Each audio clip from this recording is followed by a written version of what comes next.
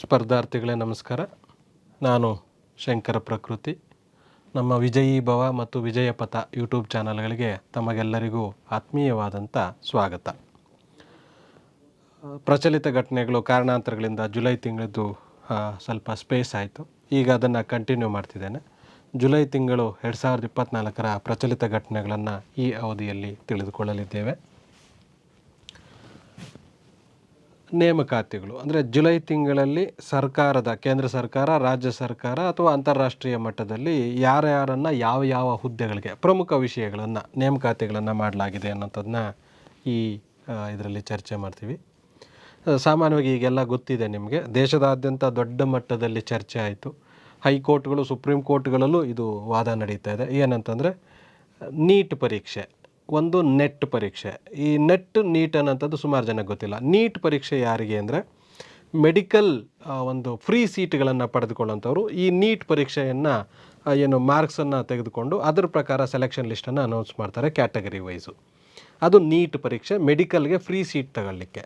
ಅದೇ ರೀತಿ ನೆಟ್ ಪರೀಕ್ಷೆ ಇದು ಅಸಿಸ್ಟೆಂಟ್ ಪ್ರೊಫೆಸರ್ಗಳನ್ನು ಆಗಬೇಕಾದ್ರೆ, ಡಿಗ್ರಿ ಕಾಲೇಜಲ್ಲಿ ನೀವು ಅಸಿಸ್ಟೆಂಟ್ ಪ್ರೊಫೆಸರ್ ಆಗಿ ಸೆಲೆಕ್ಷನ್ ಆಗಬೇಕಾದ್ರೆ ಅಥವಾ ಯೂನಿವರ್ಸಿಟಿಗಳಲ್ಲಿ ಅಸಿಸ್ಟೆಂಟ್ ಪ್ರೊಫೆಸರ್ ಆಗಿ ಸೆಲೆಕ್ಷನ್ ಆಗಬೇಕಾದ್ರೆ ನೆಟ್ ಅನ್ನೋಂಥದ್ದು ಒಂದು ಬರುತ್ತೆ. ನಿಮ್ಮದೇ ಸಬ್ಜೆಕ್ಟ್, ಪಿ ಜಿಯಲ್ಲಿ ಯಾವ ಸಬ್ಜೆಕ್ಟ್ ಓದಿರ್ತೀರೋ ಅದೇ ಸಬ್ಜೆಕ್ಟ್ ಮೇಲೆ ಒಂದು ಎಕ್ಸಾಮ್ ಬರುತ್ತೆ. ಅದನ್ನು ನೀವು ಪಾಸ್ ಆಗಬೇಕಾಗಿರುತ್ತೆ. ಅದೇ ರಾಜ್ಯದಲ್ಲಿ ಆದರೆ ನಮ್ಮಲ್ಲಿ ಕೆ ಸೆಟ್ ಅಂತ ಮಾಡ್ತಾರೆ.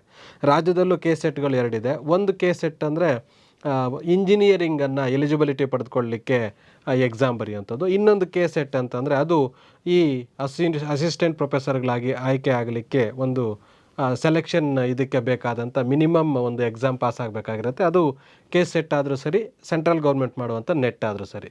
ಕೆ ಸೆಟ್ಟನ್ನು ಪಾಸ್ ಮಾಡಿದ್ರೆ ಅಂದರೆ ನೀವು ಕರ್ನಾಟಕ ರಾಜ್ಯದಲ್ಲಿರುವಂಥ ಯಾವುದೇ ಡಿಗ್ರಿ ಕಾಲೇಜಿನ ಅಸಿಸ್ಟೆಂಟ್ ಪ್ರೊಫೆಸರ್ ಆಗಲಿಕ್ಕೆ ಈ CET ಬರೀಲಿಕ್ಕೆ ಎಲಿಜಿಬಲ್ ಅಂತ.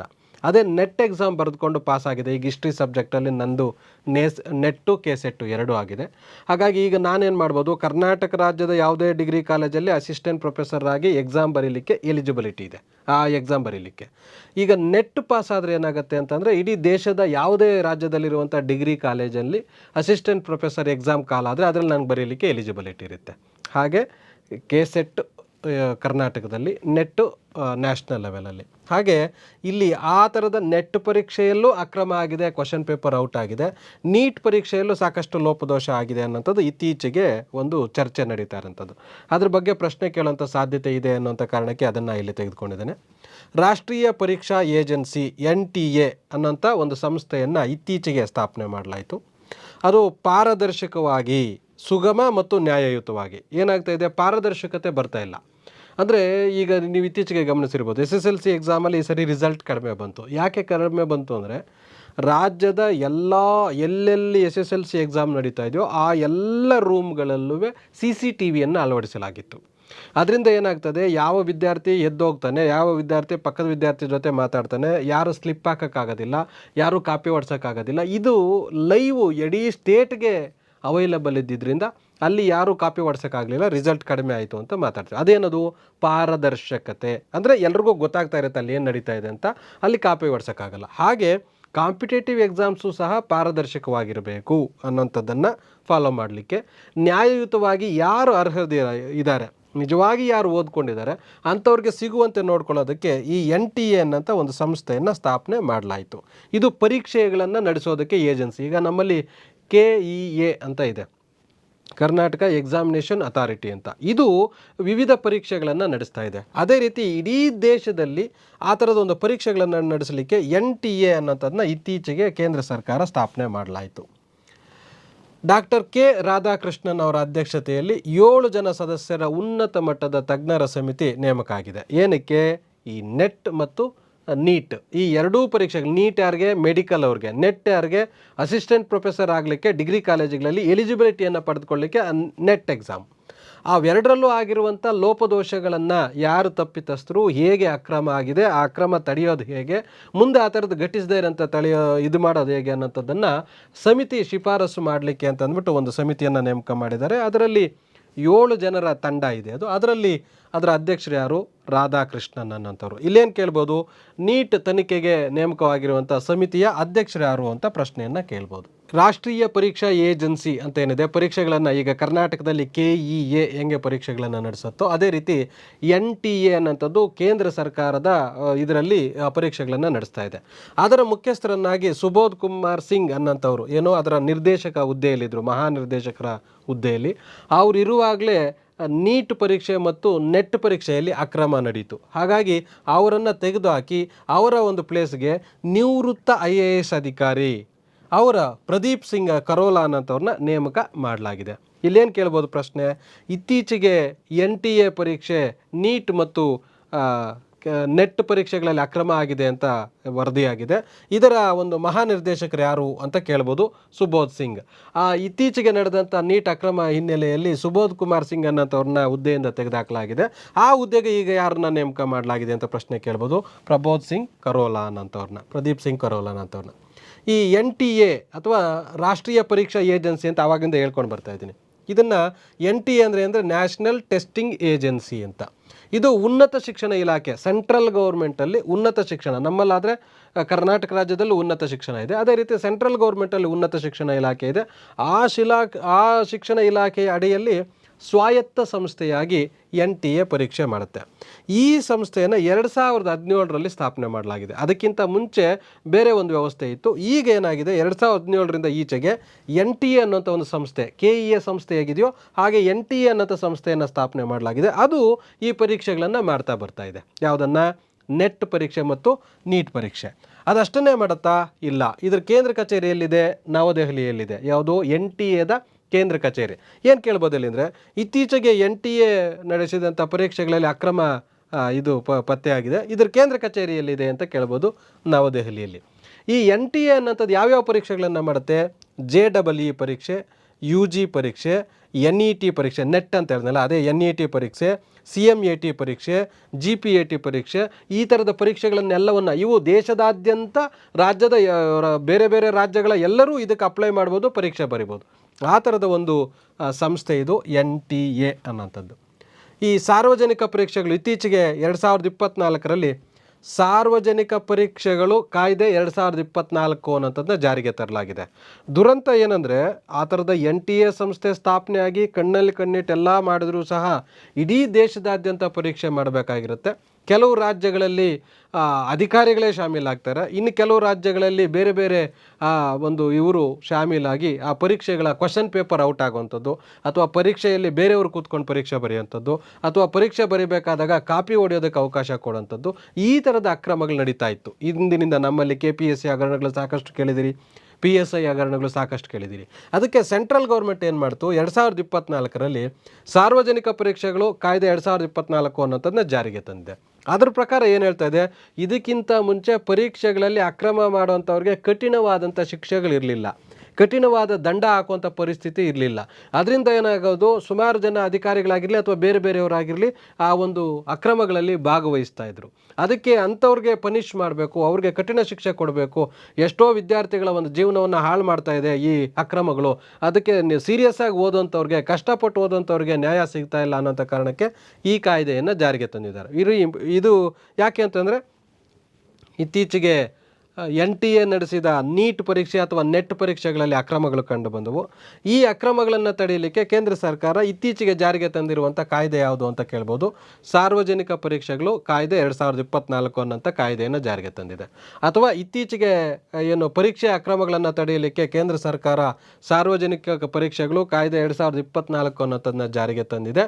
ಅದರ ಪ್ರಕಾರ ಏನು ಅಂಶಗಳಿದ್ದಾವೆ ಅನ್ನೋದನ್ನ ಪ್ರಶ್ನೆ ಕೇಳ್ಬೋದು. ಇದು ಜೂನ್ 21ರಿಂದ ಜಾರಿಗೆ ಬರ್ತಾ ಇದೆ. ನೀಟ್ ಮತ್ತು ನೆಟ್ ಪ್ರಶ್ನೆ ಪತ್ರಿಕೆಗಳು ಸೋರಿಕೆಯಾದ ಹಿನ್ನೆಲೆಯಲ್ಲಿ ಇದು ಇಂಪಾರ್ಟೆಂಟ್ ಆಗಿದೆ. ಈಗ ಈ ಕಾನೂನಿನಲ್ಲಿ ಏನೇನಿದಾವೆ ಪ್ರಮುಖವಾಗಿ ಅಂದರೆ, ಪ್ರಶ್ನೆ ಪತ್ರಿಕೆ ಸೋರಿಕೆ ಅಂದರೆ ಲೀಕೇಜ್ ಅಂದರೆ ಹಿಂಗೆ ಪೇಪರ್ ಔಟ್ ಮಾಡೋಂಥದ್ದು. ಎಲ್ಲೋ ಟ್ರೆಜರಿಯಲ್ಲಿ ಇಟ್ಟಿರ್ತಾರೆ ಕ್ವಶನ್ ಪೇಪರು, ಆ ಟ್ರೆಜರಿಯಲ್ಲಿರುವಂಥ ಯಾರೋ ಅಧಿಕಾರಿಗಳು, ಆ ರಾತ್ರಿ ಇರುವಂಥ ವಾಚ್ಮನ್ನು, ಅಥವಾ ಸಾಗಾಟ ಮಾಡುವಂಥ ಸಂದರ್ಭದಲ್ಲಿ ಯಾರೋ ಡ್ರೈವರು, ಅಥವಾ ಅದರಲ್ಲಿರುವಂಥ ಯಾವುದೋ ಅಧಿಕಾರಿ ಪ್ರಶ್ನೆ ಪತ್ರಿಕೆ ಸೋರಿಕೆ ಅಂದರೆ ಔಟ್ ಆಗೋಂಥದ್ದು, ಪೇಪರ್ ಔಟ್ ಆದರೆ ಅಂಥವ್ರಿಗೆ 3 ರಿಂದ 5 ವರ್ಷಗಳು ಜೈಲು ಶಿಕ್ಷೆಯನ್ನು ವಿಧಿಸುವಂಥದ್ದು. ಅದರಲ್ಲಿ ಯಾರು ಭಾಗಿಯಾಗ್ತಾರೋ ಅವ್ರಿಗೆ 10 ಲಕ್ಷಗಳವರೆಗೆ ದಂಡವನ್ನು ವಿಧಿಸುವಂಥದ್ದು. ಈ ಥರದ ಒಂದು ಇದನ್ನು ಪರೀಕ್ಷೆ ಏನು ಸಾರ್ವಜನಿಕ ಪರೀಕ್ಷೆಗಳು 2024 ಕಾಯ್ದೆಯಲ್ಲಿ ಸೇರಿಸಲಾಗಿದೆ. ಅದಷ್ಟೇ ಅಲ್ಲ, ಸಂಘಟಿತವಾಗಿ ಪ್ರಶ್ನೆ ಪತ್ರಿಕೆ ಸೋರಿಕೆ ಮಾಡಿದ್ರೆ, ಆಗಲೇ ಇಂಡಿವಿಜುವಲ್ಲು ಯಾರಾದರೂ 3-4 ಜನ ಸೇರಿಕೊಂಡು ಆ ಕ್ವಶನ್ ಪೇಪರ್ನ ಏನಾದರೂ ಔಟ್ ಮಾಡಿದ್ದೆ ಆದರೆ ಅಂಥವ್ರಿಗೆ 5ರಿಂದ 10 ವರ್ಷಗಳು, ಇನ್ನು ಸ್ವಲ್ಪ ಹೆಚ್ಚಿಗೆ 5ರಿಂದ 10 ವರ್ಷಗಳ ಅವಧಿಗೆ ಶಿಕ್ಷೆ ವಿಧಿಸಲಾಗ್ತಾ ಇದೆ.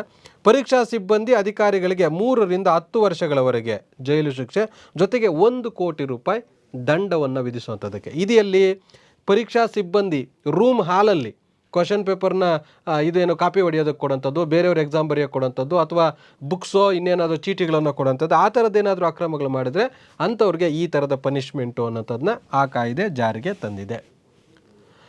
ಭಾರತೀಯ ಸೇನೆಯು 30ನೇ ಭೂನ ಸೇನಾ, ಈಗ ನಾವೇನು ತಿಳ್ಕೊತಾ ಇರೋದು ನೇಮಕಾತಿಗಳು ಯಾರ್ಯಾರಾಗಿದ್ದಾರೆ ಅಂತ. ಇದಕ್ಕಿಂತ ಹಿಂದೆ ತಿಳ್ಕೊಂಡಿದ್ದೇನೋ ನೇಮಕಾತಿ ಚೇಂಜ್ ಆಯಿತು.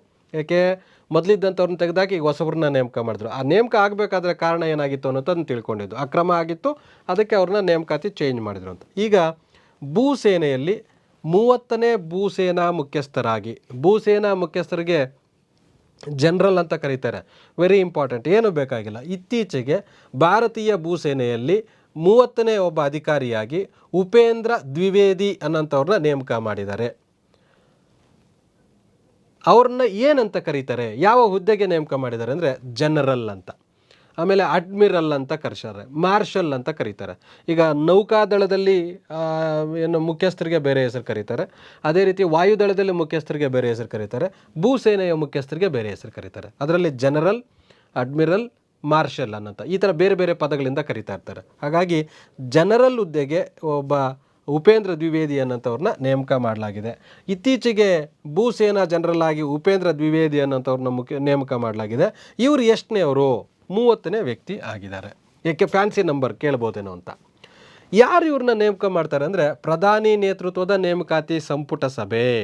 ಸಾಮಾನ್ಯವಾಗಿ ಕೇಂದ್ರ ಸರ್ಕಾರ ನೇಮಕ ಮಾಡುವಂಥ ಎಲ್ಲ ಹುದ್ದೆಗಳಿಗೂ ಸಂಪುಟ ಸಭೆ ಸಮಿತಿ ಶಿಫಾರಸ್ಸಿರುತ್ತೆ. ಆನಂತರ ಅವರು ರಾಷ್ಟ್ರಪತಿಗಳನ್ನು ನೇಮಕ ಮಾಡ್ತಾರೆ. ಇಲ್ಲಿ ಕನ್ಫ್ಯೂಷನ್ ಇದೆ ಎರಡು. ಏನಂತ, ಈಗ ಇವರಿದಾರಲ್ಲ ನಮ್ಮ ದ್ವಿವೇದಿಯವರು, ಇವರನ್ನು ಯಾರು ನೇಮಕ ಮಾಡಿದ್ದು? ಭೂಸೇನೆಗಳ ಅಥವಾ ವಾಯುಸೇನೆಯ ಅಥವಾ ನೌಕಾಸೇನೆಯ ಮುಖ್ಯಸ್ಥರು ಯಾರೇ ಇರಲಿ ಅವರನ್ನು ನೇಮಕ ಮಾಡೋದು ರಾಷ್ಟ್ರಪತಿಗಳು.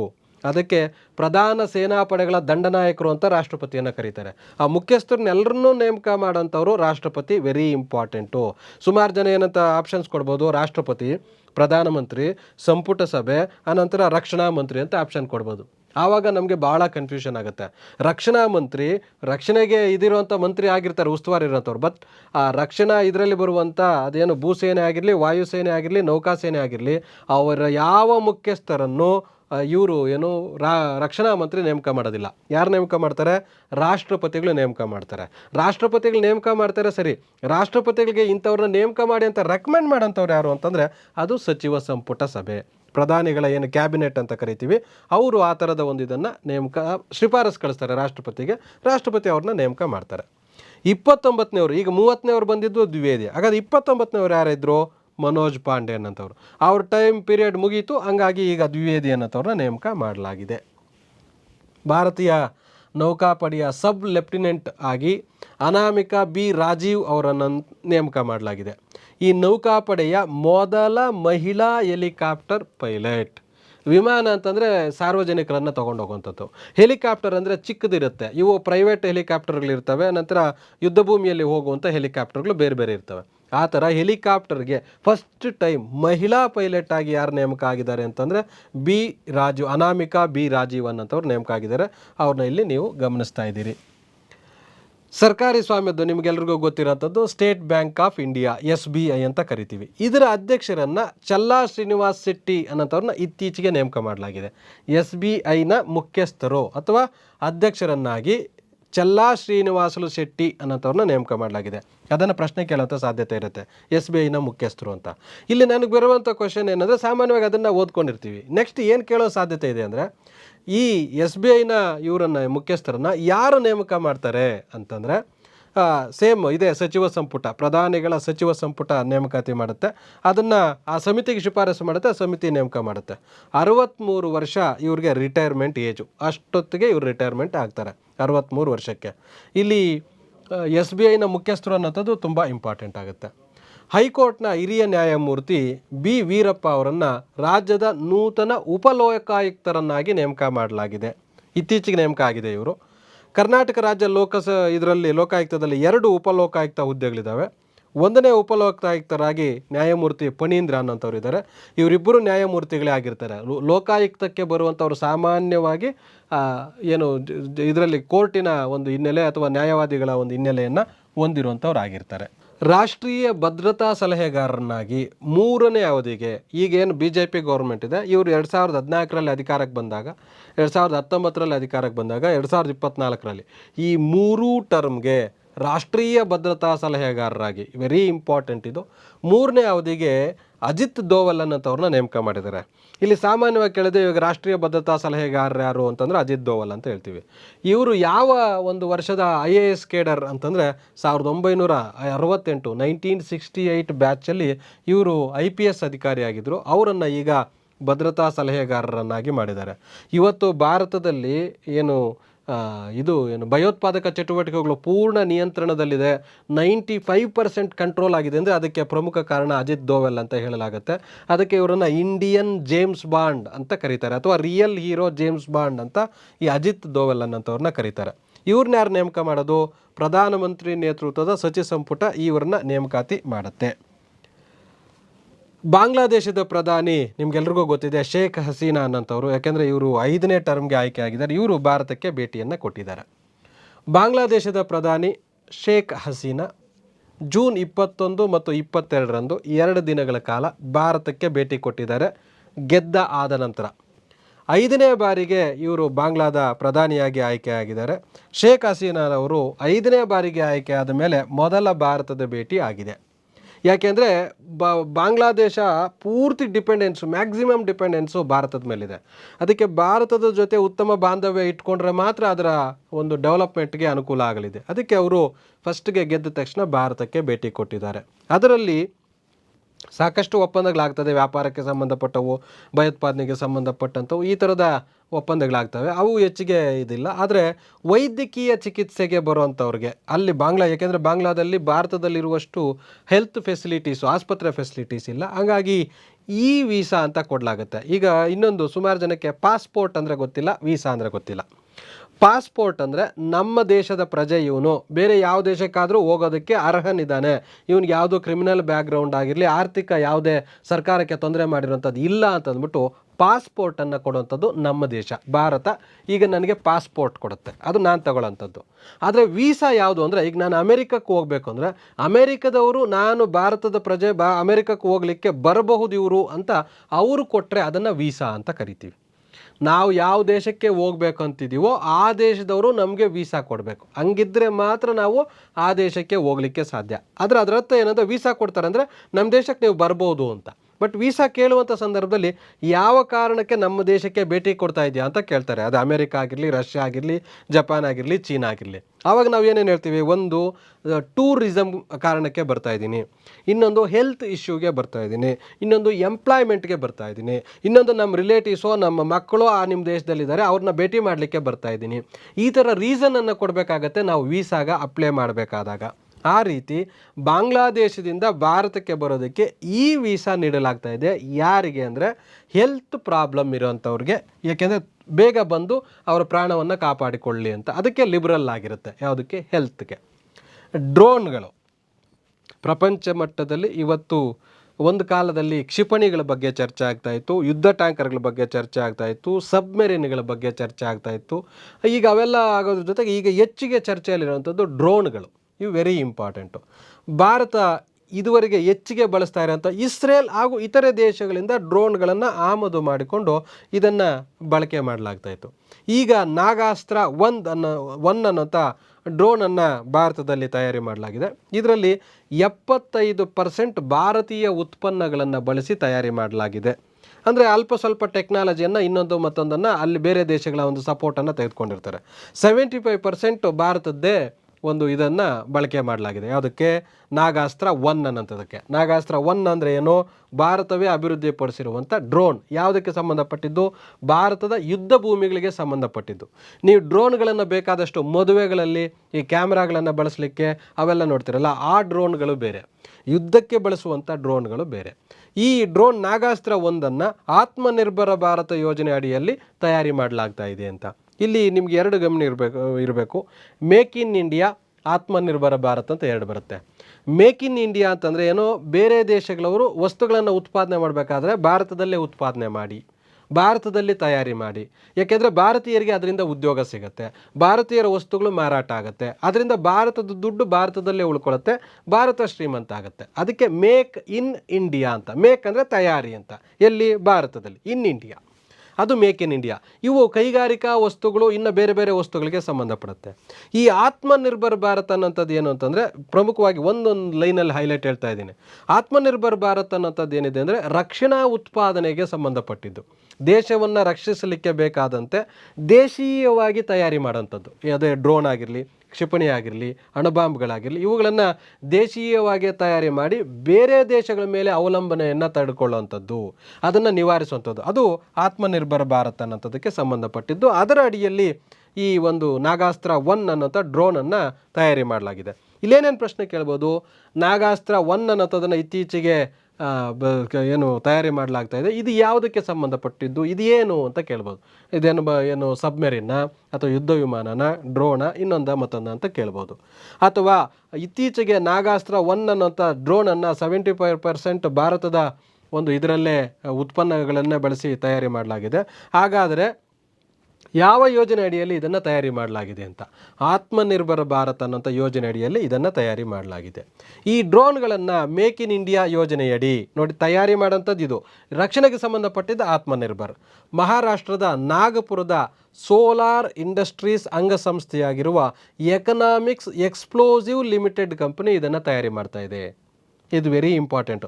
ಯಾರು ಈ ನಾಗಾಸ್ತ್ರ 1 ತಯಾರಿ ಮಾಡಿದ್ದಾರೆ ಅಂದರೆ, ಫಸ್ಟ್ ಯಾವ ರಾಜ್ಯದಲ್ಲಿ ತಯಾರಿ ಮಾಡಿದ್ದಾರೆ? ಮಹಾರಾಷ್ಟ್ರದಲ್ಲಿ.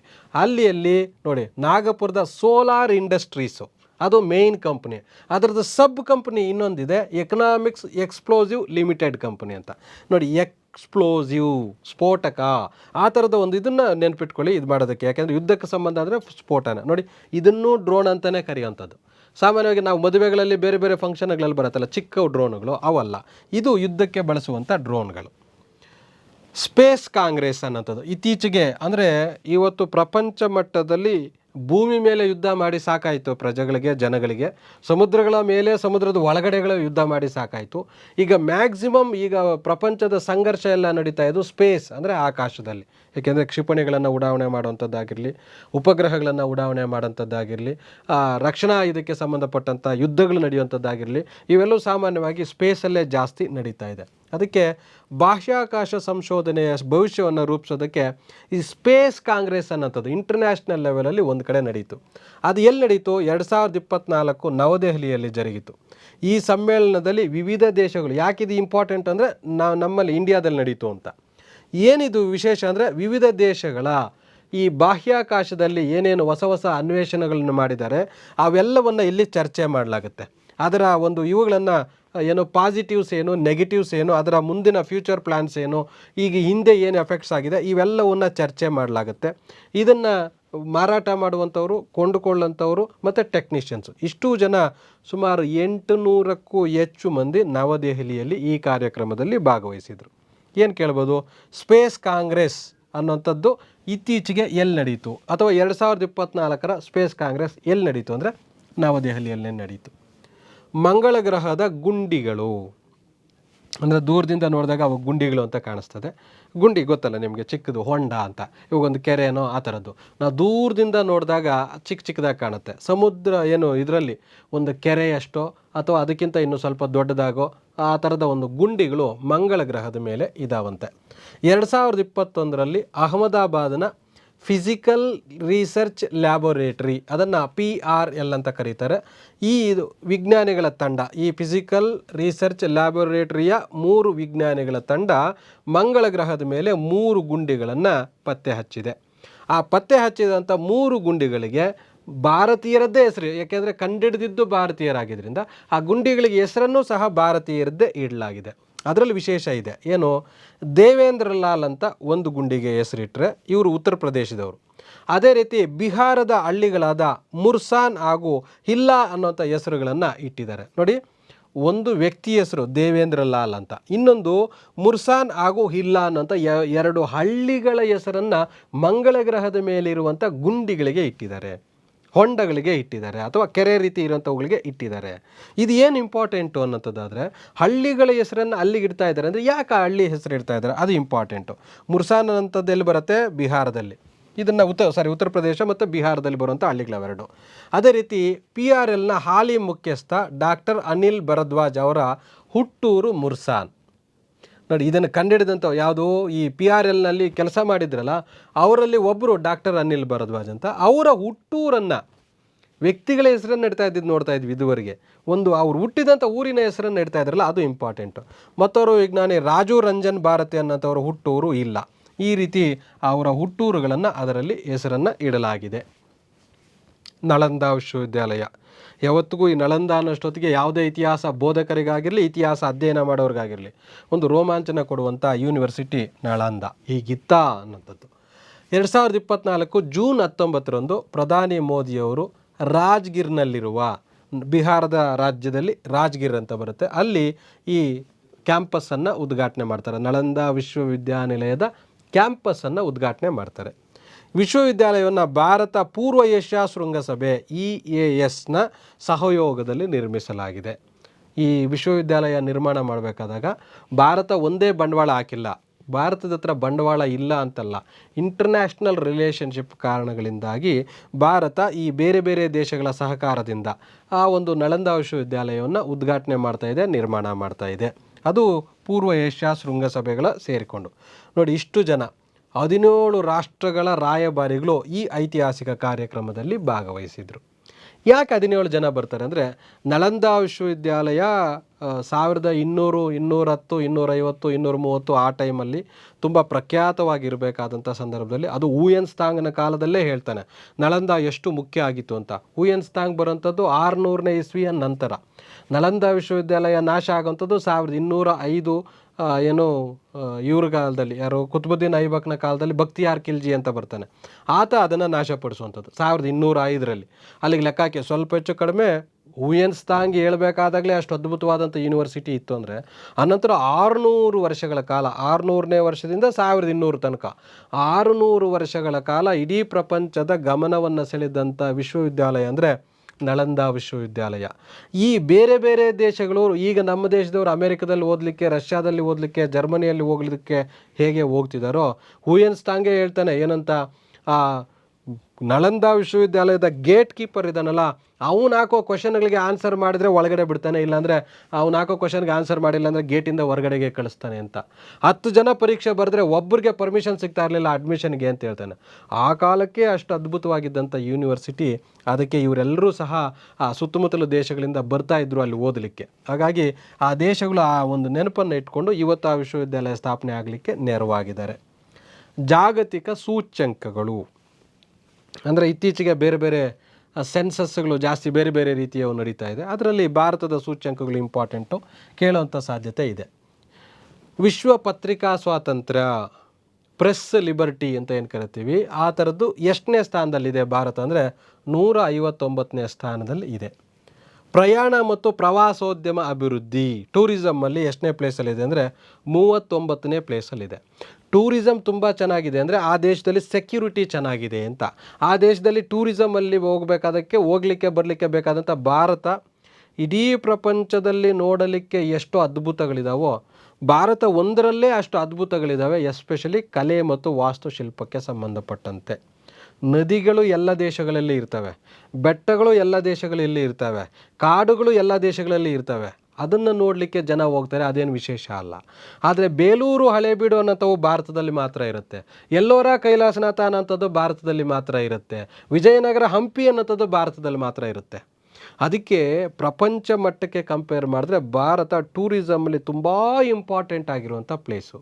ಆದರೆ ಭಾರತದಲ್ಲಿ ಏನು ಈ ಸಂಘರ್ಷಗಳಾಗುವಂಥದ್ದಾಗಿರಲಿ, ಆಡಳಿತ ಇದಕ್ಕೆ ಸಂಬಂಧಪಟ್ಟಂತೆ, ಓಡಾಟಕ್ಕೆ ಸಂಬಂಧಪಟ್ಟಂತೆ ಕೊಲೆ, ದರೋಡೆ, ಈ ಥರದ್ದು ಮೋಸ ಆಗೋವಂಥದ್ದು ಇದು ಕಡಿಮೆ ಆದರೆ, ಜೊತೆಗೆ ಟೂರಿಸಂ ಪ್ಲೇಸಸ್ಸಲ್ಲಿ ಇವತ್ತು ಪ್ರಪಂಚ ಮಟ್ಟದಲ್ಲಿ ಸೌದಿ ಅರೇಬಿಯಾ ಅಷ್ಟು ದೊಡ್ಡ ಅಭಿವೃದ್ಧಿಯನ್ನು ಗಳಿಸ್ತಾ ಇದೆ ಅಂತಂದರೆ, ಪೆಟ್ರೋಲಿಯಂ ಮಾರಿಕೊಂಡು ಅಷ್ಟೇ ಅಲ್ಲ ಅದು ಅಭಿವೃದ್ಧಿ ಆಗ್ತಾ ಇಲ್ಲ, ಟೂರಿಸಮನ್ನು ಇಂಪ್ರೂವ್ ಮಾಡಿದ್ರಿಂದನೂ ಅದು ಬಹಳಷ್ಟು ಅದ್ಭುತವಾದಂಥ ಪ್ರಗತಿಯನ್ನು ಸಾಧಿಸ್ತಾ ಇದೆ. ಅದಕ್ಕೆ ಮುಂದೆ ಜನಗಳು ಹೆಚ್ಚಾಗಿ ಬೇರೆ ಬೇರೆ ಪ್ರದೇಶಗಳನ್ನು ನೋಡೋದಕ್ಕೆ ಇಷ್ಟಪಡ್ತಾರೆ. ಹಾಗಾಗಿ ಭಾರತಕ್ಕೆ ಒಳ್ಳೆ ಫ್ಯೂಚರ್ ಇದೆ, ನಾವು ಇದನ್ನು ಡೆವಲಪ್ ಮಾಡಿದ್ದೆ. ಆದರೆ ಹಾಗೂ ಪ್ರಪಂಚದಲ್ಲಿ ಸುಮಾರು 300 ದೇಶಗಳಿದ್ದಾವೆ. ಅವುಗಳಲ್ಲಿ ಕಂಪೇರ್ ಮಾಡಿದ್ರೆ ಭಾರತ 39ನೇ ಪ್ಲೇಸಲ್ಲಿದೆ ಅಂತಂದರೆ ಅದೇನು ಸಣ್ಣ ವಿಚಾರ ಅಲ್ಲ. ಅದು ಇನ್ನೂ ಕಡಿಮೆಗೆ ಬರಬೇಕು, ಅದು 1ನೇ ಪ್ಲೇಸ್ಗೋ 2ನೇ ಪ್ಲೇಸ್ಗೋ ಬರಬೇಕು. ಆ ನಿಟ್ಟಿನಲ್ಲಿ ಟೂರಿಸಂ ಪ್ಲೇಸಸ್ಸಲ್ಲಿ ವೆಹಿಕಲ್ ಫೆಸಿಲಿಟಿ, ರೋಡ್ ಫೆಸಿಲಿಟಿ, ಮೂಲ ಸೌಲಭ್ಯಗಳ facility, hotel facility, food facility, security facility ಇಷ್ಟನ್ನು ಇಂಪ್ರೂವ್ ಮಾಡಿದ್ದೆ ಆದರೆ ಇದು ಯಾವ ದೇಶ ಟೂರಿಸಮಲ್ಲಿ ಚೆನ್ನಾಗಿದೆಯೋ ಆ ದೇಶ ಎಲ್ಲ ರೀತಿಯಲ್ಲೂ ಸುಭಿಕ್ಷವಾಗಿದೆ ಅಂತ ಅರ್ಥ ಆಗುತ್ತೆ. ವ್ಯಾಪಾರ ಪರಿಸರ ಶ್ರೇಯಾಂಕ ಇಷ್ಟ್ಯಾಕೆ ಎಕ್ಸ್ಪ್ಲನೇಷನ್ ಬೇಕಿತ್ತ ಅಂದರೆ, ಹಂಗೆ ಓದ್ಕೊಂಡಾಗ ಮಾತ್ರ ನಿಮ್ಗೆ ನೆನಪಿರುತ್ತೆ. ಈಗ ಬರೀ ಸೂಚ್ಯಂಕ, ವಿಶ್ವಪತ್ರಿಕಾ 159, ಪ್ರಯಾಣ ಮತ್ತು ಪ್ರವಾಸೋದ್ಯಮ 39, ವ್ಯಾಪಾರ 10, ಸೈಬರ್ ಅಪರಾಧ 10 ಅಂತ ಓದ್ಕೊಂಡ್ರೆ ನೆನಪಿರೋದಿಲ್ಲ. ಇದ್ರದ್ದು ಇಷ್ಟು ಎಕ್ಸ್ಪ್ಲನೇಷನ್ ಮಾಡಿದ್ರಿಂದ ಈಗ 39 ಅನ್ನೋಂಥ ನಂಬರ್ ನಿಮಗೆ ಮರ್ತೋಗೋದಿಲ್ಲ ಅನ್ನೋದು ನನ್ನ ಭಾವನೆ. ವ್ಯಾಪಾರ ಎನ್ವಿರಾನ್ಮೆಂಟ್, ವ್ಯಾಪಾರ ಪರಿಸರ ಅನ್ನೋಂಥದ್ರಲ್ಲಿ 10ನೇ ಪ್ಲೇಸಲ್ಲಿದೆ. ಯಾಕೆಂದರೆ ಇವತ್ತು ಪ್ರಪಂಚ ಮಟ್ಟದಲ್ಲಿ ಭಾರತ ಹೆಚ್ಚು ವಸ್ತುಗಳನ್ನು ರಫ್ತು ಮಾಡ್ಕೊಳ್ತಾ ಇದೆ, ಆಮದು ಮಾಡ್ಕೊಳ್ತಾ ಇದೆ. ಹಂಗಾಗಿ 10th ಪ್ಲೇಸಲ್ಲಿದೆ. ಸೈಬರ್ ಅಪರಾಧಗಳು ಇದು ಪಾಸಿಟಿವ್, ಇದು ನೆಗೆಟಿವ್. ಸೈಬರ್ ಅಪರಾಧಗಳು ಯಾಕೆಂದರೆ ಭಾರತದಲ್ಲಿ ಡಿಜಿಟಲ್ ಲಿಟ್ರಸಿ ಕಡಿಮೆ ಇದೆ, ನಂತರ ಡಿಜಿಟಲ್ ಪೇಮೆಂಟ್ಸ್ ಜಾಸ್ತಿ ಆಗ್ತಾ ಇದೆ. ಈಗ OTP ಹೇಳಿ ಅನ್ನೋಂಥದ್ದು ಫ್ರಾಡ್ ಮಾಡೋಂಥದ್ದು, ಯಾವುದೋ ಲಿಂಕ್ ಕಳಿಸೋಂಥದ್ದು ಅದ್ರ ಮುಖಾಂತರ ಫ್ರಾಡ್ ಮಾಡೋಂಥದ್ದು, ನಿಮ್ಮಲ್ಲಿ ಇನ್ನೊಂದೇನೋ ಇದು ಮಾಡ್ತಾ ಇದ್ದೀವಿ, ನಿಮ್ಮ ಇದ್ರದ್ದು ಪಾಸ್ವರ್ಡ್ ಹೇಳಿ ನಿಮ್ಮ ATM ಕಾರ್ಡ್ ರದ್ದಾಗುತ್ತೆ, ಕ್ರೆಡಿಟ್ ಕಾರ್ಡ್ ರದ್ದಾಗುತ್ತೆ, ಈ ಥರದ್ದು ಏನೇನೋ ಹೇಳಿ ನಮಗೆ ಚೀಟಿಂಗ್ ಮಾಡಿ ಹಣವನ್ನು ಇದು ಮಾಡ್ತಾ ಇದ್ದಾರೆ. ಹಂಗಾಗಿ ಸೈಬರ್ ಅಪರಾಧಗಳು. ಅದಷ್ಟೇ ಅಲ್ಲದೆ ನಮ್ಮ ಖಾಸಗಿತನವನ್ನು ಕದ್ದು ಬಿಡುವಂಥದ್ದು ಇವೆಲ್ಲವೂ ನಡೀತಾ ಇದೆ. ಅಂತಾರಾಷ್ಟ್ರೀಯ ಬೌದ್ಧಿಕ ಹಕ್ಕು, ನಾಲೆಡ್ಜಿಗೆ ಸಂಬಂಧಪಟ್ಟಂಥದ್ದು 42ನೇ ಪ್ಲೇಸಲ್ಲಿದ್ದೀವಿ. ಮಿಲಿಟರಿ ಸಾಮರ್ಥ್ಯ ನೋಡಿ, ಪ್ರಪಂಚದಲ್ಲಿ America great, Russia great, China great ಅಂತೀವಿ. ಮಿಲಿಟರಿ ಸಾಮರ್ಥ್ಯಕ್ಕೆ ಬಂದಾಗ ಪ್ರಪಂಚದಲ್ಲಿ 300 ದೇಶಗಳಿದ್ದರೆ ಅದರಲ್ಲಿ 4ನೇ ದೇಶದಲ್ಲಿ ನಾವು 4ನೇ ಪ್ಲೇಸಲ್ಲಿ ನಾವಿದ್ದೀವಿ. ಏಕೆಂದರೆ ಭಾರತ ಪ್ರಪಂಚದಲ್ಲಿ ಅತಿ ಹೆಚ್ಚು ಜನಸಂಖ್ಯೆಯನ್ನು ಹೊಂದಿರುವಂಥ ದೇಶ. ಈ ಜನರಿಗೆ ರಕ್ಷಣೆ ಕೊಡಬೇಕು. ಯಾಕೆಂದರೆ ಸುತ್ತಲೂ ಇರುವಂಥ ಚೀನಾ ಅಷ್ಟು ಬಲಿಷ್ಠ ದೇಶ, ಪಾಕಿಸ್ತಾನ, ಬಾಂಗ್ಲಾದೇಶ ನಿಕೃಷ್ಟ ದೇಶಗಳು, ಇವಿಷ್ಟು ಸೇರಿ ಭಾರತಕ್ಕೆ ಥ್ರೆಟ್ ಯಾವತ್ತಾದರೂ ಇದ್ದೇ ಇದೆ. ಯಾಕೆ? ಭಾರತ ಅಭಿವೃದ್ಧಿ ಆಗ್ತಾ ಇರೋದ್ರಿಂದ. ಹಾಗಾಗಿ ಚೀನಾಗೆ ಯಾಕೆ ಭಾರತದ ಮೇಲೆ ಉರಿ ಅಂತಂದರೆ, ಚೀನಾಗೆ ಭಾರತ ಪ್ರತಿಸ್ಪರ್ಧಿ. ಚೀನಾ ಏನು ಉತ್ಪನ್ನ ಮಾಡುತ್ತೋ ಅವೆಲ್ಲವನ್ನು ಭಾರತನೂ ಉತ್ಪನ್ನ ಮಾಡ್ತಾ ಇದೆ. ಹಾಗಾಗಿ ಇವ್ರು ಇಲ್ಲದೆ ಹೋದರೆ ನಮ್ಮ ಮಾರ್ಕೆಟಲ್ಲಿ ನಮ್ಗೆ ಇನ್ನೂ ಬೆಲೆ ಜಾಸ್ತಿ ಬರುತ್ತೆ, ಇವ್ರು ಇರೋದ್ರಿಂದ ನಾವು ಬೆಲೆ ಕಡಿಮೆ ಮಾಡಬೇಕು ಅನ್ನೋಂಥದ್ದು ಚೀನಾಗೆ ಹೊಟ್ಟೆ ಉರಿ. ಪಾಕಿಸ್ತಾನ ಬಾಂಗ್ಲಾದೇಶಕ್ಕೆ ಏನು ಪರಿಸ್ಥಿತಿ ಅಂತಂದರೆ, ಇವರು ಅಭಿವೃದ್ಧಿ ಆಗ್ತಾಯಿದ್ರೆ ನಾವು ಆಗೋಕ್ಕಾಗ್ತಾಯಿಲ್ಲ, ಅದಕ್ಕೆ ನಾನು ಹೆಂಗೂ ಅಭಿವೃದ್ಧಿಗೆ ಆಗ್ತಾಯಿಲ್ಲ, ಆಗಿರೋನ್ನ ಕಾಲೆಳೆಯೋದು ಅಂತ. ಈ ಕಾರಣದಿಂದಾಗಿ ನಮಗೆ ಈ ಮಿಲಿಟರಿ ಸಾಮರ್ಥ್ಯ ತುಂಬ ಇಂಪಾರ್ಟೆಂಟ್ ಆಗುತ್ತೆ. ಹಾಗಾಗಿ ಅದು ಪಾಸಿಟಿವ್. ನವೀಕರಿಸಬಹುದಾದ ಇಂಧನ very important. Renewable energy sources ಅಂದರೆ ಸೋಲಾರ್ ಇದನ್ನು ಬಳಸುವಂಥದ್ದು ವೆರಿ ಇಂಪಾರ್ಟೆಂಟ್. ವಾಯು ವಿದ್ಯುತ್ತನ್ನು ಬಳಸುವಂಥದ್ದು. ಈಗ ಇತ್ತೀಚೆಗೆ ಸೋಲಾರ್ ಪಾರ್ಕ್ಗಳು ಪ್ರಾರಂಭ ಆಗ್ತಾ ಇದೆ. ಮತ್ತು ಪ್ರಧಾನಮಂತ್ರಿ ಸೌರ ಫಲಕ ಇದು ಯೋಜನೆಯನ್ನು ಜಾರಿಗೆ ತರಲಾಗಿದೆ. ಈ ಥರದ ಯೋಜನೆಗಳ ಮುಖಾಂತರ ಈಗ 4th ಪ್ಲೇಸಲ್ಲಿದೆ. ಜಾಗತಿಕ ಭ್ರಷ್ಟಾಚಾರ ಅದರಲ್ಲಿ ನೋಡಿ 93rd ಪ್ಲೇಸ್, 93ನೇ ಪ್ಲೇಸಲ್ಲಿದೆ. ಅದೇ ರೀತಿ ಮಾನವ ಅಭಿವೃದ್ಧಿ ಸೂಚ್ಯಂಕದಲ್ಲಿ 134ನೇ ಪ್ಲೇಸಲ್ಲಿದೆ. ಇದಕ್ಕೆ ಮೇಯ್ನ್ ಪ್ರಾಬ್ಲಮ್ 134ಗೆ ಹೋಗ್ಬೇಕಂದ್ರೆ ಪಾಪ್ಯುಲೇಷನ್ ಜಾಸ್ತಿ ಆಗುವಂಥದ್ದು. ಅದೊಂದು ಕಂಟ್ರೋಲ್ ಮಾಡಿದ್ರೆ, ಯಾಕೆಂದರೆ ಇಡೀ ಯುರೋಪ್ ಖಂಡದಲ್ಲಿ ಒಂದು ವರ್ಷಕ್ಕೆ ಎಷ್ಟು ಪಾಪ್ಯುಲೇಷನ್ ರೈಸ್ ಆಗುತ್ತೋ ಭಾರತ ಒಂದರಲ್ಲೇ ಅಷ್ಟು ಪಾಪ್ಯುಲೇಷನ್ ರೈಸ್ ಆಗ್ತಾ ಇದ್ರೆ ನೀವು ಎಲ್ಲಿಂದ ತರ್ತೀರಿ ಗುಣಮಟ್ಟದ ಒಂದು ವಿದ್ಯುತ್ತನ್ನು, ಗುಣಮಟ್ಟದ ಶಿಕ್ಷಣವನ್ನು, ಗುಣಮಟ್ಟದ ಆಹಾರವನ್ನು, ಗುಣಮಟ್ಟದ ಆರೋಗ್ಯವನ್ನು? ಹಾಗಾಗಿ ಪಾಪ್ಯುಲೇಷನ್ ಕಂಟ್ರೋಲ್ ಮಾಡಿಕೊಂಡ್ರೆ ಖಂಡಿತ ಇದು ಕಂಟ್ರೋಲಿಗೆ ಬರುತ್ತೆ. ಎಲ್ಲರೂ ಟೀಕೆ ಮಾಡ್ತಾರೆ ಭಾರತದ ಮಾನವಾಭಿವೃದ್ಧಿ ಸೂಚ್ಯಂಕ ಬರೀ ಬ್ಯಾಡ್ ಇದೆ ಅಂತ. ಬಟ್ ನಾವು ಯಾಕೆ ಬ್ಯಾಡ್ ಇದೆ ಅನ್ನೋದನ್ನ ಅರ್ಥ ಮಾಡ್ಕೋಬೇಕಾಗತ್ತೆ. ವಿಶ್ವ ಇಂಧನ ಕಾಂಗ್ರೆಸ್, ಆಗಲೇ ತಿಳ್ಕೊಂಡಿದ್ದು ಬೇರೆ, ಈಗ ತಿಳ್ಕೊತಾ ಇರೋದು ಕಾಂಗ್ರೆಸ್ಸು ಬೇರೆ. ಆಗಲೇ ತಿಳ್ಕೊಂಡಿರೋದು ಸ್ಪೇಸ್ ಕಾಂಗ್ರೆಸ್, ಇದು ಇಂಧನ ಕಾಂಗ್ರೆಸ್. ನೆದರ್ಲ್ಯಾಂಡ್ ರೋಟರ್ ಡ್ಯಾಮ್ನಲ್ಲಿ ವಿಶ್ವ ಇಂಧನ ಕಾಂಗ್ರೆಸ್ ನಡೀತು. ಅದು ನವದೆಹಲಿಯಲ್ಲಿ ನಡೀತು. ಇದೆಲ್ಲಿ ನಡೀತಾ ಇರೋದು? ನೆದರ್ಲ್ಯಾಂಡಲ್ಲಿ. ಏನಿದು 26ನೇ ಆವೃತ್ತಿದಾಗಿದೆ. 2024 ಏಪ್ರಿಲ್ 24ರಂದು ಇದು ನಡೀತದೆ.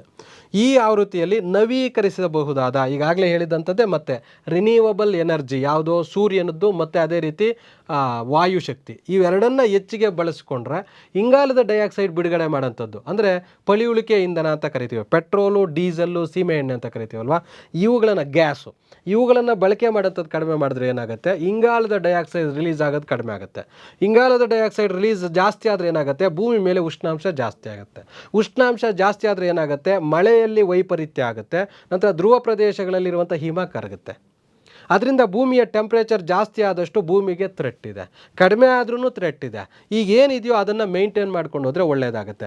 ಅದಕ್ಕೆ ಈಗಿರೋಂಥದ್ದನ್ನು ಮೇಂಟೈನ್ ಮಾಡಬೇಕಾದ್ರೆ ಇಂಗಾಲ ಡೈಆಕ್ಸೈಡ್ ಪ್ರಪಂಚದಲ್ಲಿ ಪ್ರತಿ ದಿವಸ ಎಷ್ಟು ವೆಹಿಕಲ್ಸ್ ರನ್ ಆಗ್ತಾ ಇರುತ್ತೆ ಅಷ್ಟರಲ್ಲಿ 90% ವೆಹಿಕಲ್ಸ್ ಎಲ್ಲವೂ ಪೆಟ್ರೋಲು ಡೀಸೆಲನ್ನು ಬಳಕೆ ಮಾಡುತ್ತೆ. ಇದರಿಂದಾಗಿ ಇಂಗಾಲದ ಡೈಆಕ್ಸೈಡ್ ಜಾಸ್ತಿ ಆಗಿದ್ದರಿಂದ ಟೆಂಪ್ರೇಚರ್ ರೈಸ್ ಆಗುತ್ತೆ. ಅದಕ್ಕೆ ಇಂಗಾಲ ಡೈಆಕ್ಸೈಡ್ ಕಡಿಮೆ ಮಾಡಬೇಕಂದ್ರೆ ನಾವು ಪೆಟ್ರೋಲಿಯಂ ಡೀಸೆಲ್ ಉತ್ಪನ್ನಗಳನ್ನು ಬಳಸೋದನ್ನ ಕಡಿಮೆ ಮಾಡಬೇಕು. ಅದಕ್ಕೆ ಸೌರಶಕ್ತಿಯವಾಗಿ ಇತ್ತೀಚೆಗೆ ನೋಡ್ತಾ ಇರ್ಬೋದು ನೀವು, ಬ್ಯಾಟ್ರಿ ಚಾಲಿತ ವೆಹಿಕಲ್ಸ್ ಬರ್ತಾ ಇದೆ ಜಾಸ್ತಿ. ಅದು ಯಾಕೆ ಅಂತಂದರೆ ಇದನ್ನು ಇಂಗಾಲ ಡೈಆಕ್ಸೈಡನ್ನು ಕಡಿಮೆ ಮಾಡಲಿಕ್ಕೆ. ಅದು IRDA ಅನ್ನೋಂಥದ್ರ ಒಂದು ಇದು ಏಜೆನ್ಸಿ ಇದರಲ್ಲಿ ನಡೀತಾ ಇದೆ. ಇದರ ವ್ಯವಸ್ಥಾಪಕ ನಿರ್ದೇಶಕರು ಪ್ರದೀಪ್ ಕುಮಾರ್ ದಾಸ್ ಅಂತ ಭಾರತದಲ್ಲಿ. ಇದನ್ನು IREDA ಅಂತ ಕರಿತೀವಿ. 2030 ವೇಳೆಗೆ ಈ ಸಭೆಗೆ ಹೋಗಿದ್ವಲ್ಲ, ಯಾವುದು ನಾವು ಈಗ ನೆದರ್ಲ್ಯಾಂಡಲ್ಲಿ ನಡೆದಂಥ ಏನು ವಿಶ್ವ ಇಂಧನ ಕಾಂಗ್ರೆಸ್ ಅಂತ ಇತ್ತಲ್ಲ, ಅದರಲ್ಲಿ ಭಾಗವಹಿಸಿದಂಥ ಈ ಪ್ರದೀಪ್ ಕುಮಾರ್ ದಾಸ್ ಅನ್ನೋಂಥವ್ರು ಮಾಹಿತಿ ಕೊಡ್ತಾ ಇದ್ದಾರೆ. ಏನಂತ, ಭಾರತ 2030 ವೇಳೆಗೆ 500 ಗಿಗಾವ್ಯಾಟ್ ಪಳಿಯುಳಿಕೆ ಅಲ್ಲದ ಇಂಧನವನ್ನು ಬಳಕೆ ಮಾಡ್ತೀವಿ. ಅಂದರೆ ಪೆಟ್ರೋಲಿಯಂ ಉತ್ಪನ್ನಗಳನ್ನು ಬಳಕೆ ಮಾಡೋದಿಲ್ಲ. 500 ಗಿಗಾವ್ಯಾಟನ್ನು ರಿನ್ಯೂವಬಲ್ ಸೋರ್ಸಸ್ ಅಥವಾ ಗಾಳಿ ಶಕ್ತಿ ಜೊತೆಗೆ ಸೌರಶಕ್ತಿ ಇದನ್ನು ಬಳಕೆ ಮಾಡ್ತೀವಿ ಅನ್ನೋಂಥದ್ದನ್ನ ಹೇಳ್ತಾ ಇದ್ದಾರೆ. 2070 ವೇಳೆಗೆ ಶೂನ್ಯ ಹೊರಸೂಸುವಿಕೆ ಸಾಧನೆ ಗುರಿಯನ್ನು ನಾವು ಇಟ್ಕೊಂಡಿದ್ದೀವಿ. ಅಂದರೆ 2070 ಭಾರತದಲ್ಲಿ ಪೆಟ್ರೋಲಿಯಂ ಉತ್ಪನ್ನದ ವೆಹಿಕಲ್ಸು, ಡೀಸೆಲ್ ಉತ್ಪನ್ನದ ವೆಹಿಕಲ್ಸೇ ಇರೋದಿಲ್ಲ. ಅದೆಲ್ಲವನ್ನೂ ನಾವು ಸೂರ್ಯನ ಶಕ್ತಿಯಿಂದ ಅಥವಾ ಗಾಳಿಯ ಶಕ್ತಿಯಿಂದನೇ ಇದು ಮಾಡೋಂಥ ಟಾರ್ಗೆಟನ್ನು ಇಟ್ಕೊಂಡಿದ್ದೀವಿ ಅಂತ ಅವರು ಹೇಳಿದ್ದಾರೆ. ಇಲ್ಲಿ ಏನು ಪ್ರಶ್ನೆ ಬರುತ್ತೆ ಅಂದರೆ, ಈ ಪಳಿಯುಳಿಕೆ ಇಂಧನ ಇದಕ್ಕೆ ಸಂಬಂಧಪಟ್ಟಂಥ ಕಾಂಗ್ರೆಸ್ ಏನು ನಡೀತು, ಅದರಲ್ಲಿ 2030ಕ್ಕೆ ಭಾರತ ಏನು ಗುರಿ ಇಟ್ಕೊಂಡಿದೆ, 2020ಕ್ಕೆ ಭಾರತ ಏನು ಗುರಿ ಇಟ್ಕೊಂಡಿದೆ ಅನ್ನೋಂಥ ಪ್ರಶ್ನೆಯನ್ನು ಕೇಳ್ಬೋದು. ವಿಶ್ವ ಆರ್ಥಿಕ ವೇದಿಕೆ ಅಂದರೆ ವರ್ಲ್ಡ್ ಎಕನಾಮಿಕ್ ಫೋರಮ್ ಅಂತ, ಇದು ತನ್ನ ವಾರ್ಷಿಕ ಜಾಗತಿಕ ಲಿಂಗ ಅಂತರ ಸೂಚ್ಯಂಕ, ಲಿಂಗ ಅಂದರೆ ಗಂಡು ಪುರುಷ ಮತ್ತು ಮಹಿಳೆಯರ ಅಂತರ ಏನು ಡಿಫ್ರೆನ್ಸು ತಾರತಮ್ಯ ಇದೆಯಲ್ಲ, ಅದರ ಸೂಚ್ಯಂಕವನ್ನು ಬಿಡುಗಡೆ ಮಾಡಿದೆ. ಅದರ ಪ್ರಕಾರ ಭಾರತ 146 ದೇಶಗಳ ಸಾಲಿನಲ್ಲಿ 129ನೇ ಸಾಲಿನಲ್ಲಿದೆ. ಇದೇನು ನಾವು ಬೇರೆ ಏನು ಹೇಳಬೇಕಾಗಿಲ್ಲ. ಭಾರತದಲ್ಲಿ ಗಂಡು ಮಗು ಬೇಕು, ಆ ಗಂಡು ಮಗುನೇ ಉದ್ಧಾರ ಮಾಡ್ತಾನೆ. ಗಂಡು ಮಗು ನನ್ನ ತಲೆಗೆ ಇದು ಏನು ಸತ್ತಂಥ ಸಂದರ್ಭದಲ್ಲಿ ಕೊಳ್ಳಿ ಇಟ್ಟರೆ ನಾನು ಸ್ವರ್ಗಕ್ಕೆ ಹೋಗೋದು, ಈ ಥರದ ಒಂದು ನಂಬಿಕೆಯ ಕಾರಣದಿಂದ ಆ ಹೆಣ್ಣು ಮಕ್ಕಳ ಒಂದು ಇದು ಬೇಡ ಅಂತ, ಗಂಡು ಮಕ್ಕಳು ಬೇಕು ಅಂತ. ಜೊತೆಗೆ ವರದಕ್ಷಿಣೆ, ನಂತರ ಈಗಿನ ಸಾಮಾಜಿಕ ಸ್ಥಿತಿಗತಿಗಳಲ್ಲಿ ಹೆಣ್ಣು ಮಗುವನ್ನು ಕಾಪಾಡಿಕೊಳ್ಳೋದು ಕಷ್ಟ. ಆ ಕಾರಣದಾಗಿ ಹೆಣ್ಣು ಮಗು ಬೇಡ ಅನ್ನೋ ಕಾರಣದಿಂದ ಭಾರತದಲ್ಲಿ ಹೆಣ್ಣು ಮಕ್ಕಳ ಹುಟ್ಟುವಿಕೆಯನ್ನು ತಡೆಯಲಾಗ್ತಾ ಇದೆ, ಗಂಡು ಮಕ್ಕಳ ಹುಟ್ಟುವಿಕೆ ಜಾಸ್ತಿ ಆಗ್ತಾ ಇದೆ. ಅದರಿಂದಾಗಿ ಇಲ್ಲಿ ತಾರತಮ್ಯ ಇದೆ. 129ನೇ ಪ್ಲೇಸಲ್ಲಿ ಇದ್ದೀವಿ. ಆದರೆ ಇದಕ್ಕೆ ಸಂಬಂಧಪಟ್ಟಂತೆ ಐಸ್ಲ್ಯಾಂಡ್ ಅನ್ನೋಂಥದ್ದು 1ನೇ ಪ್ಲೇಸಲ್ಲಿ ಇದೆ. ಸ್ಪೋರ್ಟ್ಸ್, ಇದು ಇನ್ನೊಂದೇನು ಕೇಳ್ಬೋದು ಇಲ್ಲಿ ಅಂದರೆ, ವಿಶ್ವ ಆರ್ಥಿಕ ವೇದಿಕೆ ಅನ್ನೋಂಥದ್ದು ಯಾವುದು ಈ ಜಾಗತಿಕ ಲಿಂಗಾಂತರ ಒಂದು ಇದನ್ನು ಬಿಡುಗಡೆ ಮಾಡಿದೆ. ಅದರಲ್ಲಿ ಭಾರತ 146ನೇ ಪ್ಲೇಸಲ್ಲಿದೆ. ಇದನ್ನು ಬಿಡುಗಡೆ ಮಾಡಿದ್ದು ಯಾರು ಅಂತ ಪ್ರಶ್ನೆ ಕೇಳ್ಬೋದು. ಸ್ಪೋರ್ಟ್ಸ್ಗೆ ಸಂಬಂಧಪಟ್ಟಿದ್ದು ಫ್ರೆಂಚ್ ಓಪನ್ ಟೆನ್ನಿಸ್ ಟೂರ್ನಮೆಂಟ್ 2024 ನಡೀತು. ನಮಗೆ ಈ ಟೆನ್ನಿಸ್ ಅಂತಂದ್ರೇ ಭಾಳ ಕಷ್ಟ, ಯಾಕೆಂದರೆ 4 ಪ್ರಮುಖ ಗೇಮ್ಸ್ ನಡೀತವೆ. ಆ 4ರಲ್ಲಿ ಸಿಂಗಲ್ಸು, ಡಬಲ್ಸು, ಮಿಶ್ರ ಡಬಲ್ಸು ಇವುಗಳನ್ನು ನೆನ್ಪಿಟ್ಕೊಳ್ಳೋದು. ಮತ್ತು ಅದರಲ್ಲಿ ಎಲ್ಲ ವಿಚಿತ್ರ ಹೆಸರುಗಳಿರ್ತವೆ ಅಂತ ಎಲ್ರಿಗೂ ಇದು ಸಮಸ್ಯೆನೇ. ಆದರೆ ಒಂದು ಕ್ಲೂ ಕೊಡಬಲ್ಲೆ ನಿಮಗೆ, ಏನಂತಂದರೆ ಮ್ಯಾಕ್ಸಿಮಮ್ ಈ ಕಂಟಿನ್ಯೂಸ್ ಆಗಿ ರೆಕಾರ್ಡ್ ಮಾಡ್ತಾ ಬರ್ತಾ ಇರ್ತಾರಲ್ಲ ಅವ್ರ ಬಗ್ಗೆ ಕೇಳ್ತಾರೆ ಪ್ರಶ್ನೆಯನ್ನು. ಭಾರತೀಯರು ಯಾರಾದರೂ ಅದರಲ್ಲಿ ಭಾಗವಹಿಸಿ ಗೆದ್ದಿದ್ರೆ ಅವ್ರ ಬಗ್ಗೆ ಪ್ರಶ್ನೆಗಳನ್ನು ಕೇಳುವಂಥ ಸಾಧ್ಯತೆ ಇರುತ್ತೆ. ಉಳಿಕೆ ಎಲ್ಲ ತಿಳ್ಕೊಬೇಕಾದಂಥ ಅವಶ್ಯಕತೆ ಇರೋದಿಲ್ಲ ಅನ್ನೋದು ನನ್ನ ಒಪಿನಿಯನ್ನು. ಫ್ರೆಂಚ್ ಓಪನ್ ಟೆನ್ನಿಸ್ 2024 ಮಹಿಳಾ ಸಿಂಗಲ್ಸ್ ಚಾಂಪಿಯನ್ಶಿಪ್ಪನ್ನು ಪೋಲೆಂಡ್ನ ಈಗಾ ಸ್ವಿಯಾಟಿಕ್ ಅನ್ನೋಂಥವ್ರು ಗೆದ್ದುಕೊಳ್ತಾರೆ.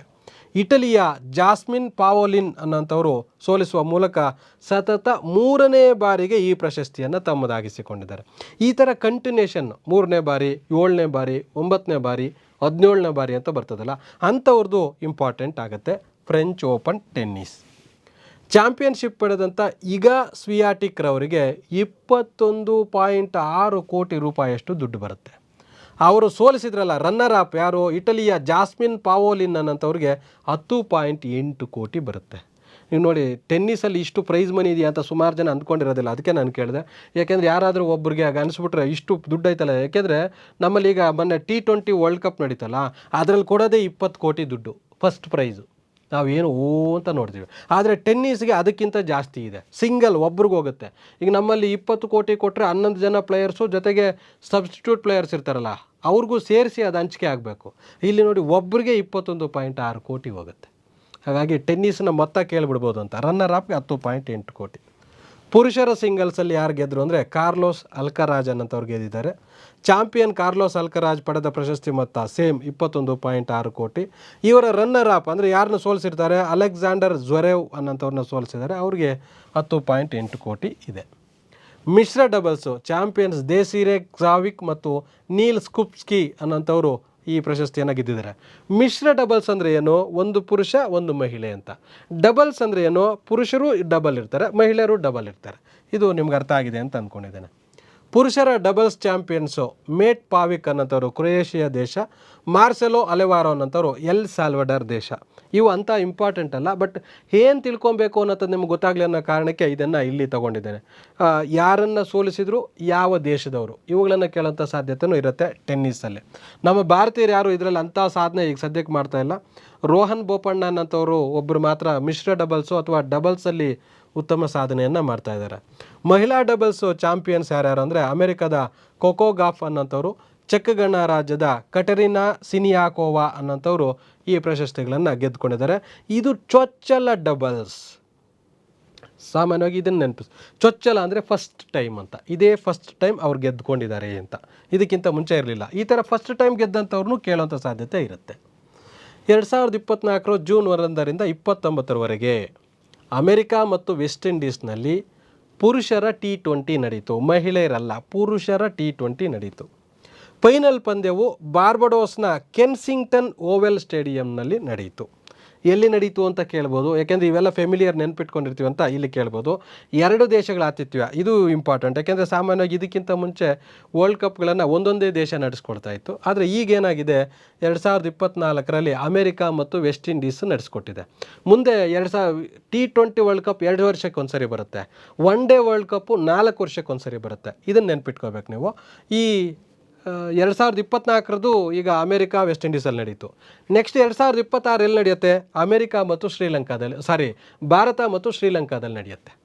ನೋಡಿ, ಆವಾಗಲೂ 2 ದೇಶ ಇದೆ. ಅದಕ್ಕೆ ಇಂಪಾರ್ಟೆಂಟ್ ನೆನ್ಪಿಟ್ಕೊಳ್ಳಿ. ಈಗ ನಡೆದಿದ್ದು ಗೊತ್ತಿದೆ, ನೆಕ್ಸ್ಟ್ ಎಲ್ಲಿ ನಡೆಯುತ್ತೆ, ಭಾರತ ಇರೋದ್ರಿಂದ ಅದನ್ನ ಕೇಳೋಂಥ ಸಾಧ್ಯತೆ ಇದೆ. ಫೈನಲ್ ಪಂದ್ಯ ಇಂಥ ಒಂದು ಓವೆಲ್ ಸ್ಟೇಡಿಯಮಲ್ಲಿ ನಡೀತು. ಫೈನಲ್ ಪಂದ್ಯದಲ್ಲಿ ರೋಹಿತ್ ಶರ್ಮಾ ನಮ್ಮ ಕ್ಯಾಪ್ಟನ್ನು, ನಿಮಗೆಲ್ಲರಿಗೂ ಗೊತ್ತಿರುತ್ತೆ. ದಕ್ಷಿಣ ಆಫ್ರಿಕಾ, ಇದು ವೆರಿ ಇಂಪಾರ್ಟೆಂಟು. ಇಲ್ಲಿ ಕೇಳೋದು ಭಾರತವನ್ನು ಬಿಟ್ಬಿಟ್ಟು ದಕ್ಷಿಣ ಆಫ್ರಿಕಾ ಕ್ವೆಶನ್ ಕೇಳ್ಬೋದು ಇಲ್ಲಿ. ಇದಕ್ಕಿಂತ ಮುಂಚೆ ಒನ್ ಡೇಗಳ ವರ್ಲ್ಡ್ ಕಪ್ ನಡೆದಿದೆ, ಟೆಸ್ಟ್ ವರ್ಲ್ಡ್ ಕಪ್ ನಡೆದಿದೆ, T20 ವರ್ಲ್ಡ್ ಕಪ್ ನಡೆದಿದೆ. ಈ ಎಲ್ಲ ವರ್ಲ್ಡ್ ಕಪ್ಗಳಲ್ಲಿ ದಕ್ಷಿಣ ಆಫ್ರಿಕಾ ತುಂಬ ಸ್ಟ್ರಾಂಗ್ ಟೀಮು, ಒಳ್ಳೆ ಟೀಮು. ನೀವು AB ಡಿವಿಲಿಯರ್ಸ್ ಇದ್ದಂಥ ಟೀಮ್ ಅದು, ಡಿಕಾಕ್ ಇರುವಂಥ ಟೀಮ್ ಅದು, ಇಂಥ ಕಾಲಿಸ್ ಇರುವಂಥ ಟೀಮ್ ಅದು, ಅಂಥವ್ರೆಲ್ಲ ಬೆಸ್ಟ್ ಪ್ಲೇಯರ್ಸ್ ಇದ್ರೂ ಇದುವರೆಗೂ ಯಾವ ಇಂಟರ್ನ್ಯಾಷನಲ್ ICC ಟ್ರೋಫಿಯಲ್ಲೂ ಸಹ ಫೈನಲ್ಗೆ ಬಂದಿರಲಿಲ್ಲ ದಕ್ಷಿಣ ಆಫ್ರಿಕಾ. ಇದೇ ಫಸ್ಟ್ ಟೈಮ್ ದಕ್ಷಿಣ ಆಫ್ರಿಕಾ T20 ವರ್ಲ್ಡ್ ಕಪ್ಪಲ್ಲಿ ಫೈನಲ್ಗೆ ಬಂತು. ಬಟ್ ಭಾರತದ ವಿರುದ್ಧ ಸೋಲನ್ನು ಅನುಭವಿಸಿತು. ಈ ಮೂಲಕ 2ನೇ ಬಾರಿಗೆ ಭಾರತ ಈ ಪ್ರಶಸ್ತಿಯನ್ನು ಗೆದ್ದುಕೊಂಡಿದೆ. ಇದಕ್ಕಿಂತ ಮುಂಚೆ ಮಹೇಂದ್ರ ಸಿಂಗ್ ಧೋನಿ ಕ್ಯಾಪ್ಟನ್ಶಿಪ್ಪಲ್ಲಿ ಫಸ್ಟ್ T20 ವರ್ಲ್ಡ್ ಕಪ್ಪನ್ನು ಗೆದ್ದುಕೊಂಡಿದ್ವಿ. ಈಗ ಇದು 2ನೇ T20 ವರ್ಲ್ಡ್ ಕಪ್.